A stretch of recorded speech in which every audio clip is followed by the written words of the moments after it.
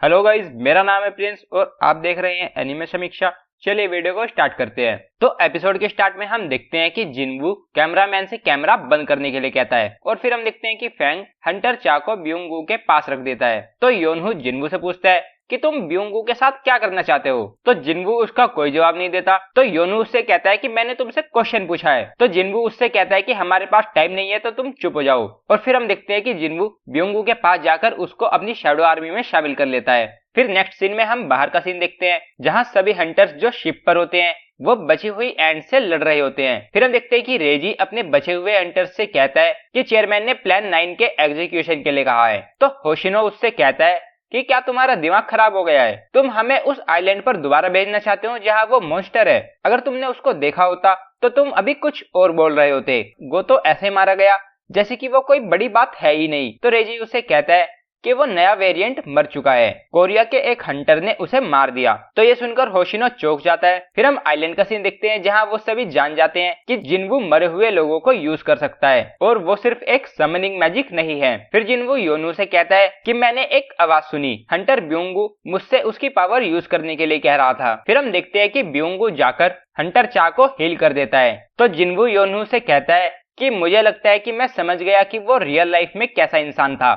वो बिना ऑर्डर लिए ही हंटर चा को हील करने चले गया। फिर ये सब देखकर जोंगिन मन में सोचता है कि वो जितने ज्यादा डिफिकल्ट बैटल लड़ता है वो उतना ही स्ट्रॉन्ग बनता जाता है। ये तो काफी खतरनाक एबिलिटी है। फिर योनहू जिनवू से कहता है कि अगर तुम हंटर के रूप में बैटल करना जारी रखोगे तो ब्योंगू की पावर तुम्हारे काफी काम आएगी, लेकिन वो फाइट से नफरत करता था, तो मैं चाहता हूँ कि वो कभी भी बैटलफील्ड पर वापस ना आए। तो जिनवू उससे कहता है कि ये सुनकर मुझे उस रेड गेट इंसिडेंट की बात याद आ गई। तुमने उस टाइम पर भी मेरा कंधा पकड़ा था, लेकिन इस बार तुम मुझे ऑर्डर देने की बजाय मुझसे रिक्वेस्ट कर रहे हो। और फिर जिनवू उससे कहता है कि तुम चिंता मत करो, मैं भी यही सोच रहा था। फिर जिनवू जाकर एक्सट्रैक्शन को रिलीज कर देता है। तो ब्योंगू वापस जाने लगता है और वो योनहू की तरफ देखकर मुस्कुराता है। तो योनहू ये देखकर उसको थैंक यू बोलता है। फिर हम देखते हैं कि मात्सुमोतो ये सब टीवी पर देख रहा होता है और वो कहता है कि वो सभी जिंदा कैसे हैं, और वो कहता है कि हंटर संग आइलैंड पर कैसे आया, मुझे लगा था कि वो रेड में पार्टिसिपेट नहीं कर रहा। तो रेजी कहता है कि हमें कुछ नहीं पता, मैजिक रीडिंग के हिसाब से वो अचानक से आइलैंड पर आ गया। फिर रेजी मात्सुमोतो से पूछता है कि क्या हमें प्लान 9 के साथ जाना चाहिए। तो मात्सुमोतो उससे कहता है कि अगर हमारे और हंटर मारे गए तो हम सिटी के डोमेस्टिक गेट्स को हैंडल नहीं कर पाएंगे। और फिर वो उन सबको वापस आने के लिए बोलता है। फिर रेजी फोन कट कर देता है और हम देखते हैं कि मात्सुमोतो इस सब से काफी गुस्सा हो जाता है। फिर हम देखते हैं कि बाकी सभी हंटर्स उन बाकी बची हुई एंट्स से लड़ रहे होते हैं और वो एंट्स काफी सारी होती है तो वो उन पर भारी पड़ रही होती है। और हम देखते हैं कि एंट्स के लीडर के मरने की वजह से वो सभी एंट्स चारों तरफ फैलने लगती हैं। फिर हम देखते हैं कि कोरिया के सभी एस रैंक हंटर्स एक प्लेन में जाकर चढ़ जाते हैं और जोंगिन बोलता है कि इससे पहले कि सभी एंट्स की वजह से हम उड़ ना पाए, हमें टेक ऑफ कर जाना चाहिए। और हमें पता चलता है कि जिनवू पीछे रुककर बचे हुए एंट्स और एग्स को ठिकाने लगा रहा होता है। फिर हम देखते हैं कि सभी बची हुई एंट्स और एग्स को मारने की वजह से जिनवू का लेवल अप हो जाता है और वो कहता है कि अनहैश्ड एग्स को स्मैश करने से एक्सपीरियंस मिलना एक अच्छा सरप्राइज है। और फिर हम देखते हैं कि जिनवू एक अटैक करके बची हुई एंट्स को मार देता है और फिर वो कहता है कि ये डिमन मोनार्क की स्वॉर्ड तो काफी अमेजिंग है। और फिर वो अपनी शैडो आर्मी को बची हुई एंट्स को ठिकाने लगाने के लिए कहता है और हम देखते हैं कि वो सभी उन एंट्स को मारते जाते हैं और जिनवू का लेवल अप होता जाता है और इसी तरह वो लेवल 100 पर पहुंच जाता है। फिर हम देखते हैं कि जिनवू उस ब्लैक एंट के पास जाकर उसको अपनी शैडो आर्मी में शामिल कर लेता है और जैसे ही वो ये करता है वो एक ऐसी जगह पर आ जाता है जहाँ काफी अंधेरा होता है और वो कुछ भी देख नहीं पा रहा होता। फिर जिनवू देखता है कि वो तो वहीं पर होता है और अब वो एंट किंग उसका शैडो सोल्जर बन जाता है। फिर वो एंट किंग जिनवू को किंग बोलता है तो जिनवू ये देखकर चौंक जाता है कि वो बात कर सकता है। फिर वो एंट किंग उससे एक नाम मांगता है और उसे उसका नाम रखने की नोटिफिकेशन आती है और फिर हम देखते हैं कि उसकी रैंक जनरल होती है। जिनवू कहता है कि मैंने इस रैंक को पहले कभी नहीं देखा। फिर जिनवू उसका नाम बेरू रख देता है और फिर हम देखते हैं कि जिनवू बाकी सभी बची हुई एंट्स को भी अपनी शैडो आर्मी में शामिल कर लेता है। फिर हम देखते हैं कि वो सभी एंट्स समुद्र को पार करके सिटी में पहुंचने लगती हैं। तो वहां खड़े हंटर्स बोलते हैं कि हम ही आखिरी डिफेंस फोर्स है, हम उनको सिटी में पहुंचने नहीं दे सकते। और फिर वो सभी उन एंट्स से फाइट करने लग जाते हैं। जिनवू ऊपर आइलैंड पर आकर देखता है कि वहां काफी सारी एंट्स होती है। बेरू उसको बताता है कि वो 4000 है और उनके पास कोई लीडर नहीं है, तो वो सभी डायरेक्शंस में उड़ रही हैं। फिर जिनवू उससे जाकर उनके नंबर्स को कम करने के लिए कहता है। तो बेरू उन एंट्स पर अटैक करने के लिए चला जाता है। फिर हम देखते हैं कि सभी हंटर्स उन एंट से लड़ रही होती हैं और एक एंट हंटर सोंग पर अटैक करने वाली होती है, लेकिन तभी बेरू वहां आकर उस एंट को मार देता है और फिर वो काफी स्पीड में काफी सारी एंट्स को मारता हुआ चला जाता है। फिर हम देखते हैं कि एस रैंक हंटर्स का प्लेन अपने आगे एक शील्ड बनाकर उन एंट के बीच में से उनको चीरता हुआ जा रहा होता है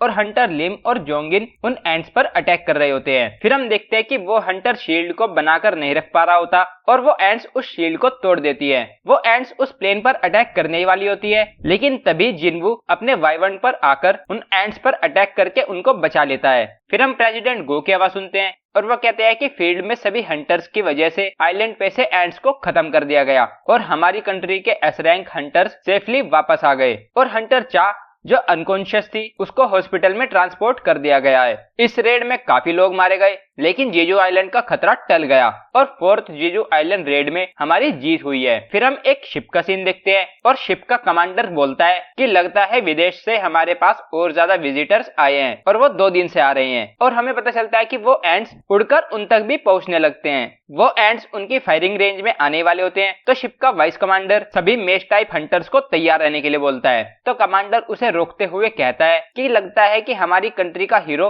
थोड़ी एक्सरसाइज करना चाहता है। फिर हम उनकी शिप के ऊपर एक आदमी को बैठे हुए देखते हैं और फिर वो आदमी खड़ा होकर उन एंट्स पर एक अटैक करता है, जिससे वो सभी एंट्स एक ही बार में खत्म हो जाती हैं। और वो आदमी कहता है कि अगर मुझे उस ब्लैक एंट से लड़ने का मौका मिलता तो शायद मुझे थोड़ा मजा आता। फिर हम रेड के एंड होने के काफी दिनों बाद का सीन देखते हैं, जहां रेड में मरे हुए सभी लोगों को श्रद्धांजलि देने का प्रोग्राम चल रहा होता है और काफी सारे लोग उनको श्रद्धांजलि देने आए होते हैं। फिर हम देखते हैं कि जिनवू जाकर ब्योंगू को श्रद्धांजलि दे देता है। अनाउंसर कहता है कि कुछ लोग जिनवू को हीरो बोलते हैं, लेकिन सेम टाइम पर कुछ लोग ऐसे भी हैं जो ये मानते हैं कि अगर जिनवू ने स्टार्टिंग से पार्टिसिपेट किया होता तो शायद कम लोग मारे जाते। फिर जिनवू ब्योंगू को श्रद्धांजलि देकर वापस जाने लगता है और योनू वहां पर आ रहा होता है। तो वो जिनवू से कहता है कि तुम्हें अपना सिर ऊंचा रखना चाहिए, भले ही पब्लिक कुछ भी सोचे, तुम ही हो जिसने इस मुसीबत को खत्म किया है। फिर हम प्रेसिडेंट गो और जिनवू को साथ देखते हैं। प्रेसिडेंट गो जिनवू से कहते हैं कि हंटर्स एसोसिएशन का चेयरमैन होने के नाते जेजू आइलैंड रेड पर तुम्हारी सर्विस के लिए मैं तुम्हारा धन्यवाद करता हूँ। तो जिनवू उससे कहता है कि अगर मैं वहां जल्दी पहुंच जाता तो शायद हंटर ब्योंगू बच पाता। तो प्रेसिडेंट गो उससे कहते हैं कि लेकिन तुम्हारी ही वजह से बाकी 5 एस रैंक हंटर और हमारी कंट्री के काफी लोगों की जान बच पाई, ये एक काफी बड़ी बात है और तुम्हें इस बात के लिए रिवॉर्ड भी मिलेगा। फिर प्रेसिडेंट गो जिनवू से पूछते हैं कि तुम्हारे फ्यूचर प्लान्स क्या हैं? इस रेड में तुम्हारी पावर इंटरनेशनल लेवल पर सभी को पता चल चुकी है और अब पब्लिक शायद ही तुम्हें अकेला छोड़ेगी, तो तुम अपनी ग्रेट पावर से क्या करना चाहते हो? तो जिनवू थोड़ा सोचकर कहता है कि मैं अपनी खुद की गिल्ड स्टार्ट करने का सोच रहा हूँ। फिर हम देखते हैं कि पार्क जोंगसू और उसकी स्क्वाड उन एंट्स के बिल में क्लीन अप ड्यूटी के लिए आई होती है और उसके पीछे आने वाला आदमी उससे कहता है कि मेमोरियल अटेंड करने की बजाय हमें यहाँ क्लीन अप ड्यूटी पर क्यों लगा दिया गया है? तो जोंगसू उससे कहता है कि ये देखना कि सभी एनिमीज मर चुके हैं और बचे हुए रिसोर्सेज को कलेक्ट करना एक इम्पोर्टेंट काम है और ये जॉब हमें मिली है, इसका मतलब ये है कि वो मुझ पर ट्रस्ट करते हैं। फिर वो कहता है कि एक रियल मैन बिना कोई बहाना बनाए जो काम उसको दिया गया है उसको करता है। फिर हम वहां पर एक आदमी को देखते हैं। तो पार्क जोंगसू उससे पूछता है कि तुम कौन हो और तुम यहाँ क्या कर रहे हो? फिर वो आदमी कुछ अजीब सा बोलता है तो उनको कुछ समझ नहीं आता। तभी हम देखते हैं कि वो सभी बेहोश हो जाते हैं और हम उस आदमी के पीछे एक बूढ़े आदमी को देखते हैं। वो आदमी उस बूढ़े आदमी से पूछता है कि तुमने ये क्या किया? तो वो बूढ़ा आदमी बोलता है कि उनका शोर मुझे परेशान कर रहा था तो मैंने उनको सुला दिया। फिर वो बूढ़ा आदमी उससे पूछता है कि तो क्या तुम्हें पता चला?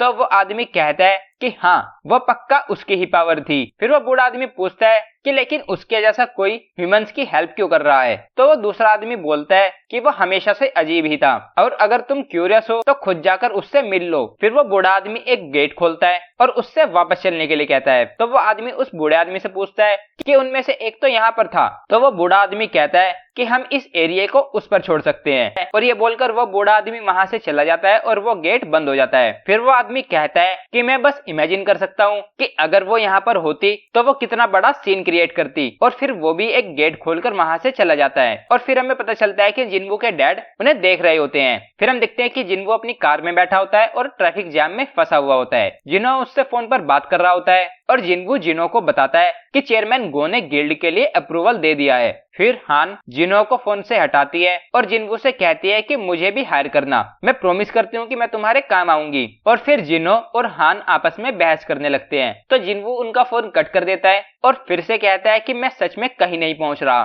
फिर हम देखते हैं कि जिनवू को प्रेसिडेंट गो का फोन आता है और वो उससे कहते हैं कि अचानक से एक बिरंग गेट आ गया है, हंटर्स उसके लिए तैयार हो रहे हैं लेकिन उसमें थोड़ा टाइम लगेगा। तो जिनवू कहता है कि अगर आपको कोई प्रॉब्लम ना हो तो मैं, और फिर हमें पता चलता है कि वो ट्रैफिक जैम उस गेट के अपीयर होने की वजह से ही लगा हुआ होता है और हंटर्स उसी ट्रैफिक जैम की वजह से उस गेट तक पहुंच नहीं पा रहे होते। तभी जिनवू वहां आ जाता है और वहां खड़े आदमी से कहता है कि मैं यहाँ गेट को क्लोज करने के लिए आया हूँ। तो वो आदमी उससे कहता है कि मैनेजर वो ने मुझे बताया था लेकिन बाकी हंटर्स को आने में थोड़ा टाइम लगेगा। तो जिनवू कहता है कि मुझे अकेले कोई प्रॉब्लम नहीं होगी और ये बोलकर जिनवू गेट के अंदर चला जाता है और फिर हमें पता चलता है कि वो गेट बी रैंक से चेंज होकर एक रेड गेट बन जाता है। अंदर जिनवू सोचता है कि ये तो एक रेड गेट है, ये मेरे साथ ही बार बार क्यों होता है, और अब मैं सोच रहा हूँ कि मुझे मोम को बोल ही देना चाहिए था कि मैं लेट हो जाऊंगा।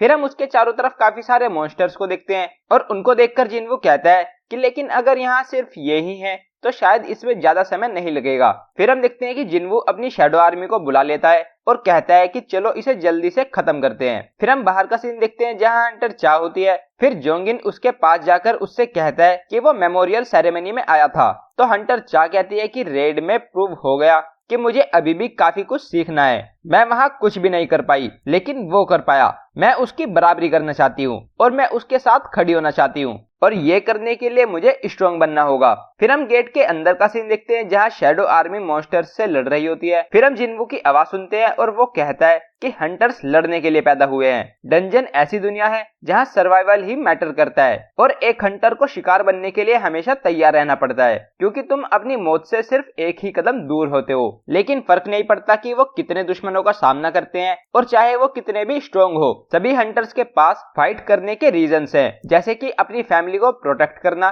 खुद की वैल्यू को प्रूव करना या अपनी किस्मत को बदलना। तो इसीलिए हंटर्स फाइट करते रहेंगे और उनमें से कोई भी रुकने वाला नहीं है। फिर हम देखते हैं कि शैडो आर्मी ने सभी मॉन्स्टर्स को मार दिया होता है और फिर जिनवू कहता है कि चलो अगले टारगेट पर चलते हैं और एपिसोड यहीं पर एंड हो जाता है। तो गाइस ये था episode 13 of solo leveling season 2। अगर आपको वीडियो पसंद आई है तो वीडियो को लाइक कीजिए, चैनल को सब्सक्राइब कीजिए, प्रेस कीजिए बेल आइकन को। मैं मिलता हूँ आपसे नेक्स्ट वीडियो में। Thank you.